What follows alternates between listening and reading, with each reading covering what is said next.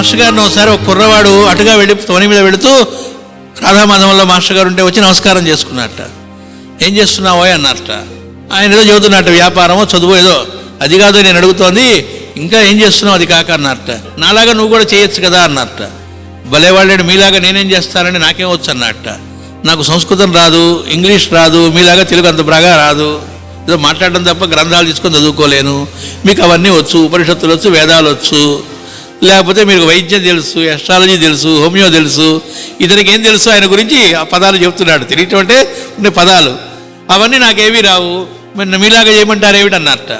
అప్పుడు మాస్టర్ గారు అన్నారు, నేను చేస్తున్నది ఏంటో చెప్పమంటావా అన్నట్ట. చెప్పండి అన్నట్ట. నా కంటికి ఎదురుగా ఎప్పుడు ఎవరు కనబడుతున్నా వాళ్ళందరూ ఆనందంగా ఉండాలి, సుఖంగా ఉండాలని భగవంతుని ప్రార్థిస్తూ ఉంటాను. ఎవరు నా దగ్గరికి వచ్చినా భగవంతుడా వీళ్ళందరూ చల్లగా ఉండాలి, హాయిగా ఉండాలని వాళ్ళకి నేను చేయగలిగింది ఏదో స్వామి నా చేత చేయించు, దానికి కావాల్సిన శక్తి నాకు ఇవ్వని ప్రార్థిస్తూ ఉంటాను, అది ప్రయత్నిస్తూ ఉంటాను. చెప్పి ఏమో దీనికి సంస్కృతం రావాలా, శాస్త్రాలు రావాలా, ఒకవేళ వస్తే మంచిదే కానీ రాకపోతే నష్టమేం లేదు, అది కూడా చెప్పారట అక్కడ. దమ్మిడికి పనికి రావివన్నీ అన్నారు.